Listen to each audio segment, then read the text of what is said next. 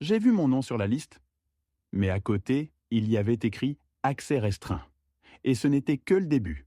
La foule bourdonnait, les talons claquaient sur les dalles du jardin. Les rires jaillissaient sous les guirlandes lumineuses. Et moi, je restais planté là, devant le pupitre d'accueil, à serrer entre les doigts ce badge ridicule suspendu à un ruban. Mon nom y était inscrit correctement. Alexis Lefebvre. Mais juste en dessous, en lettres grises à peine visibles, accès restreint, zone B. Je n'ai pas compris tout de suite. Je croyais à une erreur de frappe. « Excusez-moi, dis-je à la jeune femme derrière la tablette, il doit y avoir une confusion. Je suis le frère du marié. » Elle m'a regardé un instant, polie mais lasse. Elle a tapoté sur son écran sans lever les yeux. « Alexis Lefebvre, c'est bien ça ? Groupe B, confirme-t-elle. Accès au cocktail, à l'espace jardin et à la tente secondaire. Pas de place dans le chapiteau principal. » J'ai ri. Un petit rire sec, pas drôle du tout. « Vous plaisantez ? J'ai offert leur voyage de noces. J'ai passé 2 semaines à les aider à organiser ça. Et je suis même pas invité à la cérémonie ? Je suis désolée, monsieur, murmure-t-elle, un peu gênée maintenant. Ce sont les listes officielles transmises par la famille. Je ne fais qu'exécuter. Je suis resté figé. Autour de moi, les invités arrivaient par grappes. Certains me reconnaissaient et me faisaient un signe de tête vague. D'autres m'ignoraient royalement. On m'a frôlé, bousculé. J'étais un poteau dans le décor. J'ai vu mes parents entrer. Mon père en costume clair, ma mère magnifique, maquillée comme pour une remise de prix. Ils sont passés devant moi sans même me regarder. Pas un mot, pas un geste, comme si j'étais invisible. Et puis, lui, mon frère. Il est apparu au bras de sa fiancée, non, de sa femme maintenant, radieux, triomphant, applaudi.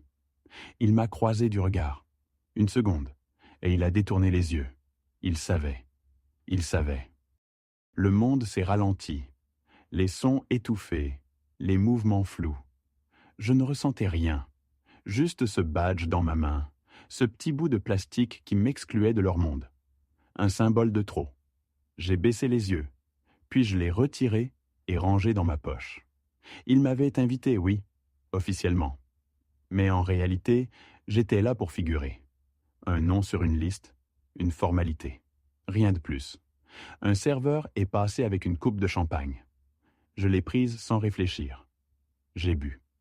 Longuement. Et là, je me suis demandé quand est-ce que tout ça avait commencé à pourrir. Parce que ce n'était pas juste aujourd'hui. C'était plus ancien, plus profond. Les silences, les petites humiliations, les rendez-vous manqués, les remerciements absents. Mais aujourd'hui, c'était trop clair pour l'ignorer, trop violent pour être pardonné. J'ai sorti mon téléphone. J'ai ouvert la messagerie. La dernière chose que j'avais envoyée à mon frère, c'était une photo du chèque cadeau, montant à 5 chiffres. Avec un cœur, j'ai gardé l'écran allumé un moment, puis j'ai écrit « Rends-le-moi. Je retire tout. Bonne vie à vous deux. » Je n'ai pas attendu sa réponse. Je suis parti. Loin du chapiteau, loin des rires et des flashs. Je ne claquais pas la porte. Je ne faisais pas de scandale. Mais c'était la dernière fois qu'il me rabaissait, et c'est là que tout a vraiment commencé. Je suis resté des heures à marcher sans but, les chaussures serrées, le costume froissé, comme un invité oublié d'un film dont il ne comprend pas le scénario. Je ne savais même plus où j'allais. Mais je ne pouvais pas rentrer chez moi. Pas tout de suite. Le message de mon frère était arrivé moins d'1 heure après mon départ. « Tu dramatises, Alexis ? C'était juste une question de place. On t'avait prévu à la table des cousins. Reviens si tu veux. » Aucune excuse. Aucun doute. Juste ce ton froid, distant, administratif. Comme s'il gérait un problème de traiteur. Pas un frère. J'ai relu le message plusieurs fois, espérant y lire autre chose. Un mot qui aurait trahi un remords. Mais non, rien. Je me suis arrêté dans un bar à vin. 3 couples dîneurs, une serveuse silencieuse. J'ai commandé un verre, puis un autre. Je voulais étouffer le bruit dans ma tête, cette litanie de souvenirs flous qui remontaient à la surface. Le Noël où ils avaient oublié de m'attendre pour ouvrir les cadeaux. Le jour où j'avais prêté ma voiture à mon frère et où ils ne m'avaient même pas remercié. Les repas où mes idées étaient ignorées, mes histoires coupées. Je pensais que c'était juste moi, que j'étais trop sensible, que je devais faire des efforts. J'ai passé toute ma vie à essayer de mériter ma place dans cette famille. Mais là, dans ce bar silencieux, une évidence glaciale s'est imposée. Je n'ai jamais eu de place à défendre. J'ai ouvert Instagram. Les stories pleuvaient. Mariage parfait. Photos de table, de fleurs, de danse. Et moi, nulle part. Pas une image. Comme si je n'étais jamais venu. Effacé. J'ai regardé la liste des spectateurs de l'une des vidéos. Mon frère, ma mère, mon père. Ils l'avaient tous vu. Ils savaient que je voyais. Et personne n'avait levé le moindre doigt. Je suis resté là longtemps, trop longtemps. Puis j'ai quitté le bar. L'air de la nuit m'a frappé comme un seau d'eau glacée. Je voulais comprendre. Pas pardonner, comprendre. Alors j'ai pris ma voiture et je suis retourné vers le domaine. Je me suis garé loin, derrière les arbres, là où personne ne pourrait me voir. Et je les ai observés. Le feu d'artifice avait commencé. Des étincelles illuminaient les visages levés. Ma mère riait aux éclats, tenant un verre à la main. Mon père dansait avec une tante. Mon frère embrassait sa femme au rythme de la musique. Et moi, j'étais là, dans l'ombre. Et c'est à ce moment précis que j'ai compris. Ils allaient très bien sans moi. Je n'étais pas oublié. J'étais volontairement écarté, parce que je ne servais plus à rien. Je n'étais plus utile. J'avais donné, beaucoup, trop. Et maintenant que je ne donnais plus sans compter, ils n'avaient plus besoin de moi. J'ai reculé lentement, sans bruit, et je suis rentré. Chez moi, j'ai pris un sac. J'ai commencé à ranger. Pas pour fuir, pas pour les punir, pour disparaître. Du moins, de leur carte mentale. Avant de me coucher, j'ai ouvert le groupe de famille. Ce fameux groupe WhatsApp où personne ne répondait jamais vraiment. J'ai écrit une seule phrase. Je prends mes distances. Ne me contactez pas. Je vais bien. Et j'ai quitté le groupe.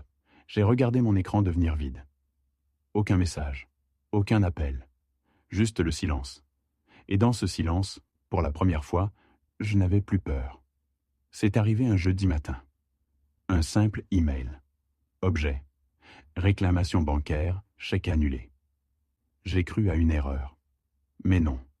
Le chèque que j'avais offert à mon frère, celui qui devait financer leur lune de miel, avait été encaissé, puis rejeté. Par moi.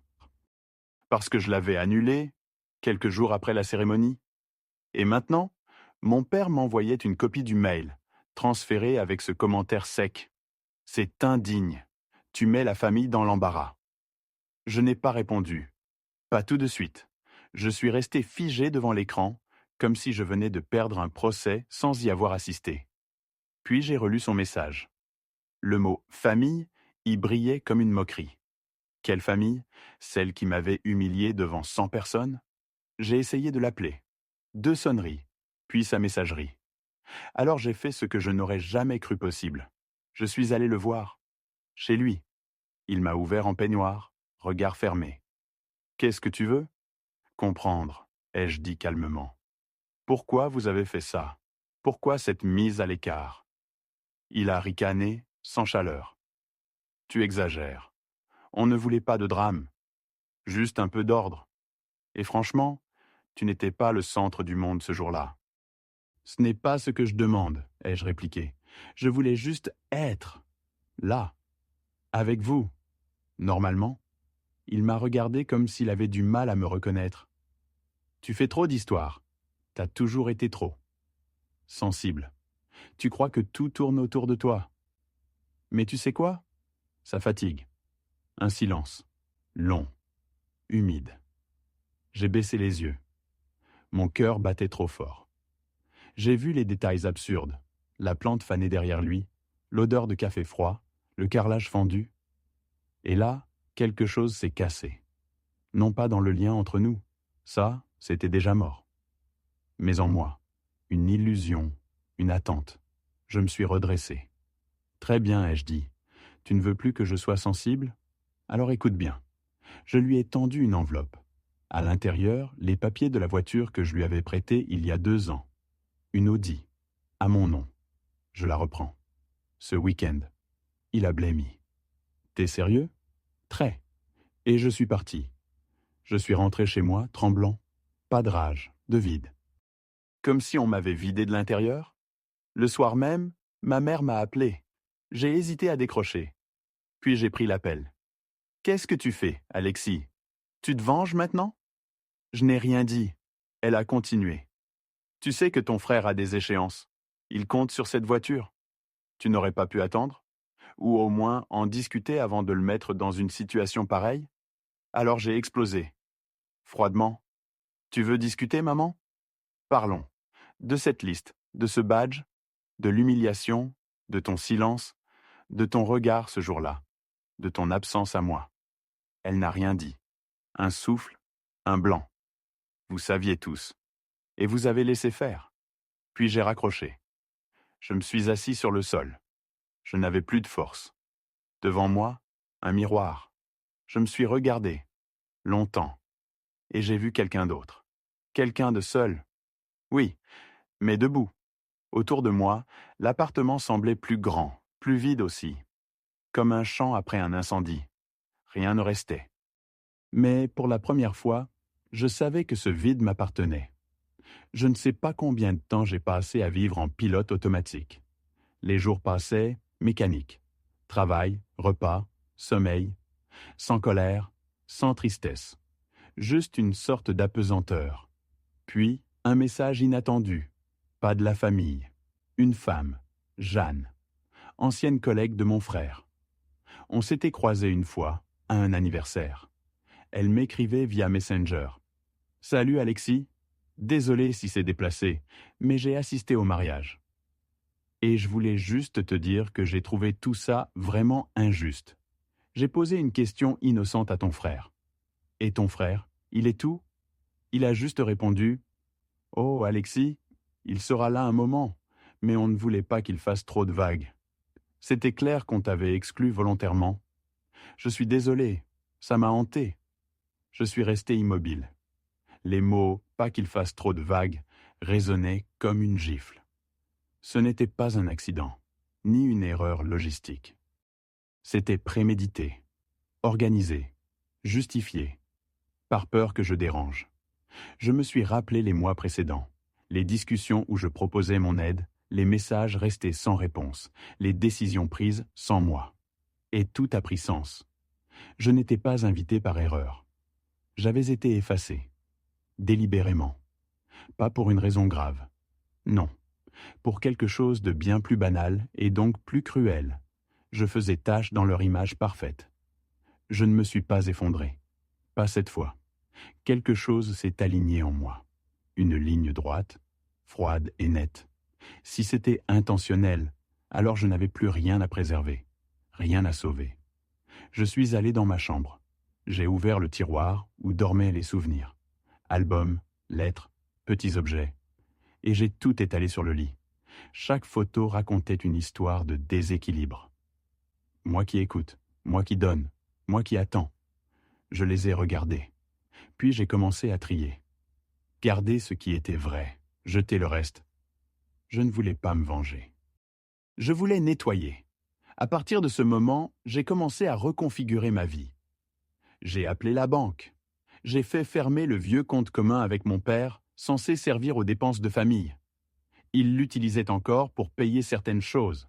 Essence, petits achats, parfois des retraits en liquide. Je n'ai rien dit. J'ai juste coupé. J'ai envoyé un mail clair. Le compte est clôturé. Si vous avez besoin de soutien, on en discute. Mais plus rien d'automatique. Aucune réponse. J'ai aussi pris rendez-vous avec un notaire. L'appartement que j'avais coacheté avec mes parents pour investir ensemble, j'ai lancé la procédure de séparation de propriété. Fini les arrangements familiaux flous. Et surtout, j'ai changé de numéro. J'ai prévenu 3 personnes. Un collègue de confiance, un ami d'enfance et Jeanne.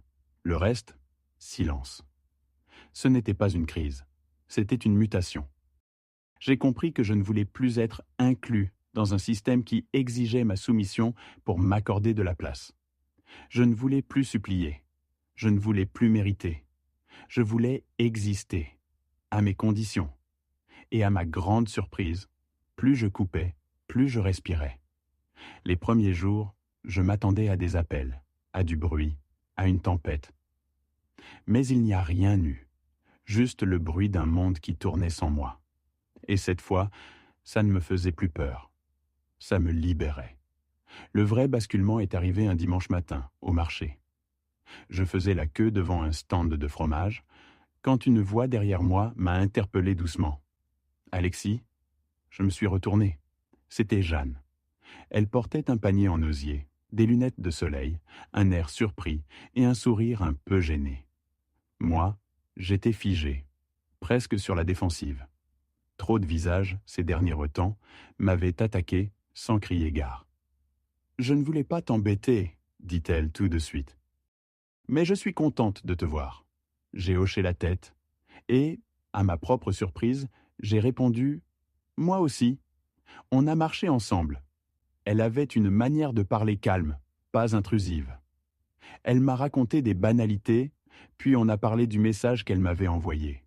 C'était la première fois que quelqu'un, hors de moi, validait ce que j'avais vécu. Elle m'a regardé et m'a dit « Tu sais, c'est pas toi le problème, t'étais juste pas contrôlable. » Et ça, dans certaines familles, c'est insupportable. Cette phrase m'a suivi toute la journée. Pas contrôlable, pas malléable, pas utile, pas décoratif. Oui, c'était ça. Et maintenant, ça devenait une force. J'ai commencé à travailler sur un dossier que j'avais mis de côté depuis des mois. Un projet personnel. Un outil numérique que j'avais conçu il y a longtemps, mais que je n'avais jamais eu le temps de développer. Toujours des obligations. Toujours quelqu'un qui avait besoin de moi. Mais cette fois, personne ne venait frapper à ma porte. J'avais des heures devant moi, du silence, de l'espace, et je m'en suis servi. Je suis allé à des ateliers. J'ai repris des lectures. Je suis même retourné courir. Jeanne et moi, on s'est revus. Une fois, puis deux. Sans pression, sans rôle à jouer. Un jour, elle m'a dit « Je t'ai googlé. J'ai vu que tu avais publié des articles. Pourquoi t'as jamais continué ?» J'ai haussé les épaules. Parce que j'aidais les autres. Et là, j'ai entendu mes propres mots. L'absurdité tranquille de cette phrase. Aider les autres, toujours, jusqu'à disparaître. Ce soir-là, j'ai rouvert mon ancien blog. J'ai relu mes textes. C'était là, intact. Mon regard, ma voix, étouffé, mais pas éteint. J'ai recommencé à écrire. Pas sur la famille, pas encore, mais sur les dynamiques de pouvoir, sur l'invisibilité dans les liens, sur ce que ça coûte d'être le gentil. Et puis, il y a eu ce message, une notification LinkedIn, un inconnu. Ancien collègue de mon père. Je suis tombé sur ton texte sur l'empathie mal placée. J'ai adoré. J'aimerais le partager dans notre newsletter pro, si tu es d'accord. Je suis resté longtemps devant l'écran. Ce n'était pas viral. Ce n'était pas 1 million de likes. Mais c'était réel. Quelqu'un, quelque part, m'avait lu et avait vu ce que ma propre famille n'avait jamais voulu voir. Ma voix, mon intelligence, ma valeur. Pas en tant que soutien logistique, pas en tant que fils ou frère, mais en tant qu'homme entier. Ce soir-là, j'ai ouvert un nouveau document. Titre : Ce qu'ils ne t'apprendront jamais en famille. Je n'ai pas encore tout écrit, mais je sais exactement par quoi je vais commencer. Et ce ne sera plus jamais une supplique. Ce sera un manifeste. Ils ont tenté un dernier mouvement, une invitation, un message d'un nouveau numéro, signé par ma mère. Elle écrivait « Nous organisons un dîner pour l'anniversaire de ton père. Ce serait bien que tu sois là. Qu'on reparte à zéro, tous ensemble. La famille reste la famille. » Aucune mention de ce qui s'était passé.